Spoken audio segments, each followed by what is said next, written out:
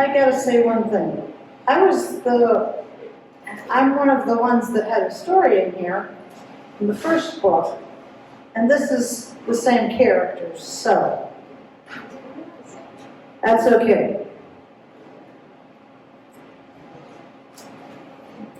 Where are we? Sheila asked. She looked at Roman laying next to her in the sleeping bag on the van floor. He shrugged. Some world colder than yesterday. The van windows are all fogged up. Looks like dawn is coming. A lot colder, Sheila said, as she slid out of her sleeping bag and pulled on the least dirty of the clothes she could reach. I'll go out, Roman said. Sheila poured some water into a rag. Come here, I'll get the dragon blood off your face. She wiped at the dried green streaks. Your braids didn't pick up any leaves or stuff. If you keep your coat buttoned, you'll be fine. It's black. You'll blend it in any time or place. She gulped a quick sip of water from a glass Pepsi bottle. I'll cover you. She dropped a silver bolt into the crossbow. Roman crouched low with his knife at the ready as he slid the side door of the van open. We're parked on the side of a blacktop parking lot. That's a good sign. Sheila glanced at cluster houses. It's autumn, and it seems fairly safe. I'll look around. You stay here. Roman slipped the knife into his boot and slid the door shut. Sheila remembered the party where she first met Roman. In 1965, after everyone had had a few joints, Mike had said, why don't we all share a secret? She had been thrilled at the thought of hearing secrets, and had been disappointed. Mike admitted he'd wet the bed when he was a kid, which wasn't a secret.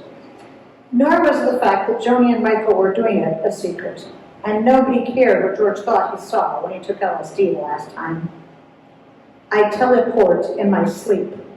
That was what Roman had said. At first, she thought it was a drug-induced brag.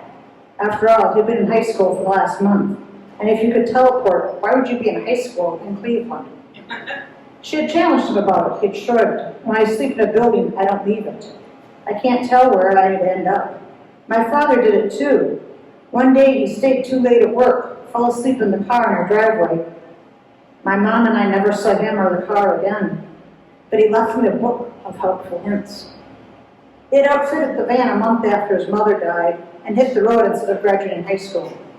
She checked the calendar on the wall. It had been 2 months. They'd been in 20 different worlds. She had her socks and coat on when she heard a knock on the van. She grabbed the crossbow and aimed it at the door. Who's there? Just me, lover. She laid down the crossbow and helped him in. So what's out there? We're not the only ones sleeping here. There's some truck full of stuff, and the driver's sleeping in it. There's also a Taco Bell. And that's important. Hand me my dad's book. She found her hairbrush and began to work the leaves and debris from her hair as he read. Okay, I have to try and see some money, and then we can make the next step happen. He slid the door slightly ajar and pulled the binoculars out from under the seat. He's holding up a sign. It says, help pay for my weed. Sheila grinned. I think I like this world. Norman grinned back. I saw the money. The bills look like ours. He slid the van door shut and climbed into the driver's seat with his father's book in his lap. Sheila climbed in next to her with her guitar in her lap. She opened the glove box and handed Roman his wallet. She glanced at the book. There was a chart with pictures and lines, but nothing looked familiar. They pulled into the drive-thru at Taco Bell. He glanced at the menu board. What do you want? I think we can afford $20. Sheila shrugged. You order. I trust you. Roman pulled up to the window. We'll take 8 spicy potato soft tacos and the largest mango threes you got. Then he paused. What about taco pizza? He handed a battered 20 through the window. The employee dropped the change in his hand. Yeah, it left again. Supply chain problems, Corona, you know. You need any hot sauce? Roman shook his head. Food's his second window. Roman took the bag and drink and drove to a spot at the back of the lot. Sheila took the cup and sipped. This is great. I've never had anything like this. Roman unwrapped a taco and ate it with one hand while he ran his finger down the chart in his book. It doesn't taste like a Mexican place in Cleveland, Sheila said. He grinned at her. Taco Bell isn't Mexican. But I've figured it all out. Sheila reached for a second taco. What's a Mexican pizza? My dad figured it out. It's the key to different worlds, whether it's here but rare, unavailable, or nobody's heard of it. Plus, the receipts tell you so much. Roman soothed the receipt in his leg and pointed to the chart.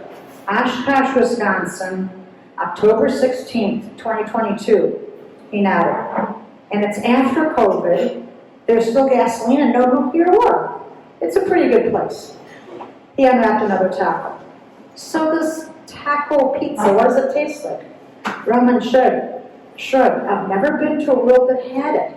I think that's the utopia. But he grinned. How about we head to Madison and see if we can make some money with music? Maybe we'll get enough money to get a hotel. Sheila shrugged. Or maybe we'll only get enough to feed the two of us. And tomorrow we'll wake up in some strange new world. Either way, I've got you, and that's enough.